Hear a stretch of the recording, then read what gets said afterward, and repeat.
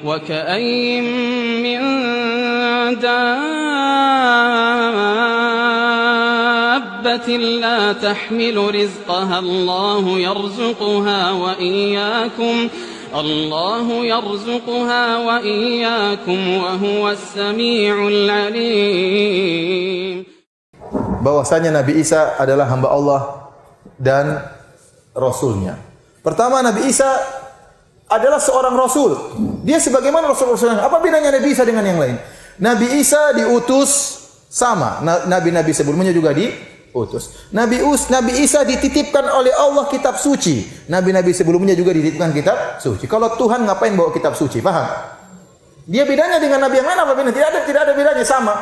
Dia dengan Muhammad, dengan Nabi-Nabi sebelumnya, Nabi Daud, Nabi Nuh, semuanya bawa Alkitab, bawa kitab suci. Karena itu dia seorang utusan. Ya, kalau anak Tuhan ngapain? Kalau Tuhan ngapain bawa kitab suci? Ngomong langsung aja. Ya, paham tidak? Kalau Tuhan enggak usah bawa kitab suci, langsung apa? Ngomong. Langsung ngomong, enggak usah bawa kitab suci. Maka dia seorang rasul sebagaimana rasul-rasul yang lain. Ya. Dan dia seorang hamba Allah. Terlalu banyak bukti dia seorang hamba Allah, bahkan dalam Injil. Di antara bukti dia seorang hamba, buktinya dia dilahirkan dalam perut ibunya selama berbulan-bulan. Ya, kalau Tuhan terperangkap di situ kan repot. Enggak keluar-keluar, terperangkap. Tergantung ibunya yang kasih makan juga. Melahirkan keluar dari tempat yang kotor. Tuhan keluar dari situ kan enggak etis lah ya. Mengelanggar kode etik Tuhan. Enggak benar keluar dari tempat seperti itu ya. Kemudian kalau dia Tuhan, kenapa dia lapar? Dalam Injil disebutkan Nabi Isa lapar.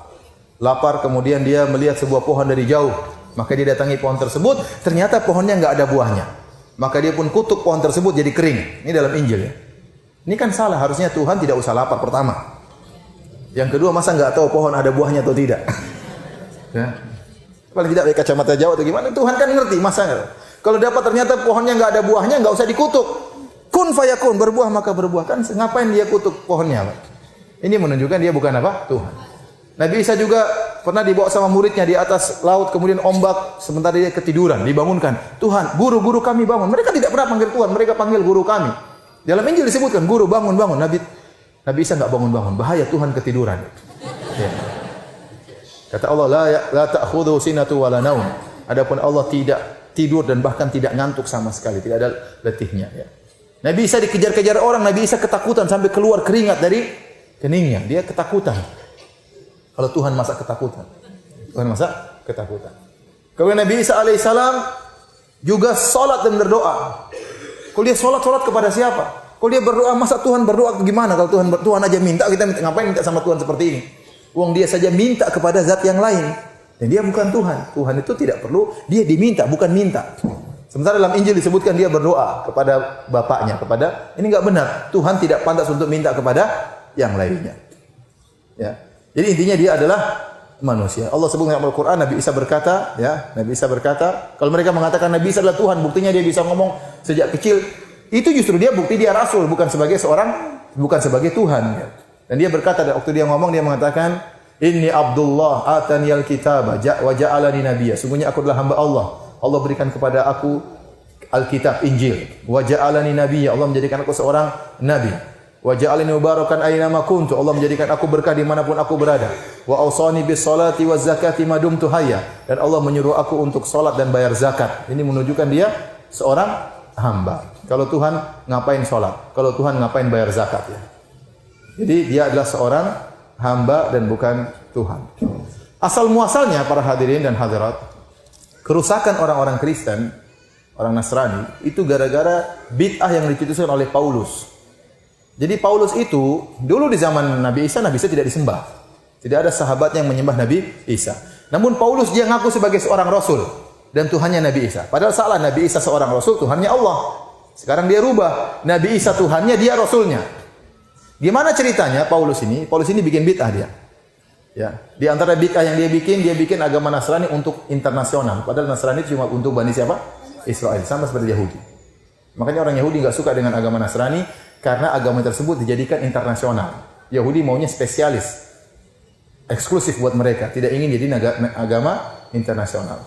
Bid'ah yang lainnya dia mengaku sebagai seorang rasul. Jadi ceritanya Paulus ini hendak membunuhi orang-orang Bani Israel. Dia berjalan untuk membunuh orang Bani Israel. Di tengah jalan tiba-tiba didatangi oleh Nabi Isa. Wahai Paulus, saya angkat kamu sebagai seorang rasul. Dan ini aneh, tidak ada dalam sejarah para rasul penjahat kemudian diangkat jadi rasul. Sejarahnya Nabi Musa, Nabi Yunus, Nabi Yusuf, Nabi Muhammad, semuanya orang-orang baik ya kan? Orang baik kemudian diangkat menjadi apa? Seorang rasul. Paulus ini lain. Ini penjahat suka bunuh orang. Tahu-tahu diangkat menjadi seorang rasul. Ini menunjukkan ceritanya dusta. Enggak mungkin ada model rasul seperti dia. Oleh karenanya risalah tesis yang terbaik dalam masalah ini yang setahu saya adalah tesis yang ditulis oleh Kiai Haji Said Agil Siraj. Iya, Kiai Haji Said Agil Siraj, tesis S2 di Universitas Ummul Qura, judulnya tulisan-tulisan Paulus yang mempengaruhi penyimpangan agama Nasrani. Ini kalau diterjemahkan bagus sekali.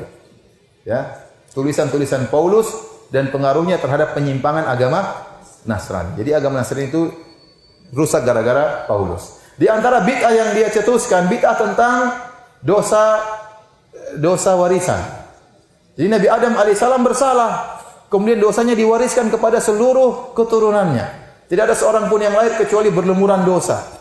Dan dosa tersebut tidak bisa dihapuskan kecuali datang anak Tuhan menebus dosa tersebut dengan disalib. Ini khurafat ya. Kalau Islam indah, Nabi Adam salah, Hawa salah. Kemudian mereka berdua bertobat atau tidak? Bertobatlah. Kita aja kalau salah bertobat, apalagi seorang Nabi. Kemudian waktu dia bertobat, tobatnya diterima atau tidak? Jangankan Nabi bertobat, kita orang aja bertobat, Allah terima, apalagi seorang Nabi. Allah berfirman dalam Al-Quran, wa talaqqa Adamu min rabbih kalimatin fataba alaihi. Allah menerima permohonan tobatnya Nabi Adam, ya, dan Allah terima tobat Nabi Adam. Tobat sudah diterima, dosa sudah selesai, ngapain diwariskan? Ngapain diwariskan? Mereka bikin khurafat, ada dosa warisan. Dalam Islam, wala taziru waziratun wizra ukhra. Tidak ada seorang yang memikul dosa orang lain. Bapak kita salah, masa kita ikut salah? Bapak yang salah sudah selesai, masa kita ikut salah? Ya. Nabi Adam salah, kemudian keturunannya miliar ini semua nanggung dosanya, kan nggak mungkin. Kalau dosa Nabi Adam pun misalnya 1 miliar dibagi-bagi kan habis sebenarnya kalau mau dibagi-bagi. Ya. Ini kenapa semuanya sama dosa seperti Nabi Adam? Jadi ini khurafat, akhirnya mereka meyakini dosa tersebut tidak bisa terhapuskan kecuali kalau ditebus oleh Nabi Isa sebagai anak Tuhan.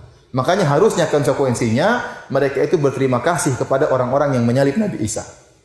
Kenapa? Kalau Nabi Isa tidak disalib, kita tidak bisa terampuni dosa kita. Paham? Paham atau tidak? Ya, makanya harusnya mereka berterima kasih. Harusnya Nabi Isa enggak usah lari waktu dikejar-kejar. Ya.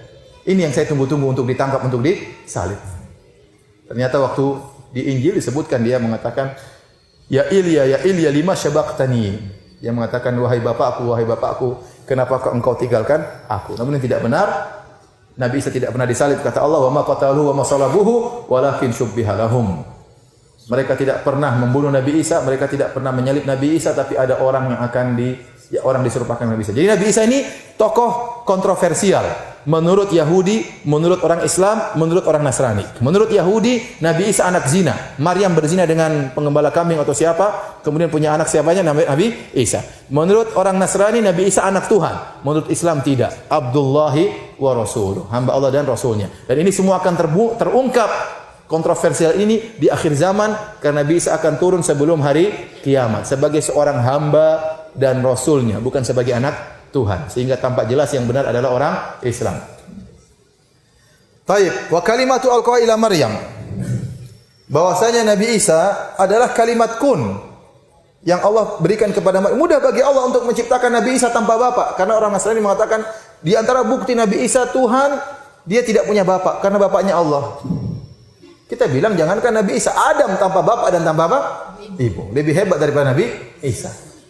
Mudah. Inna mathala Isa indallahi kama mathali Adam. Kata Allah dalam surat Al-Imran, sungguhnya perumpamaan Isa di sisi Allah seperti Adam. Allah hanya mengatakan kun fayakun. Jadi maka jadilah. Dan Nabi Isa adalah ruh, bukan ruhnya Allah. Ruh dari ruh-ruh yang Allah ciptakan. Allah ciptakan, Allah lemparkan kepada Maryam. Maka jadilah Nabi Isa dalam kandungan Maryam. Ya, dalam kandungan Maryam alaihi salam. Taib.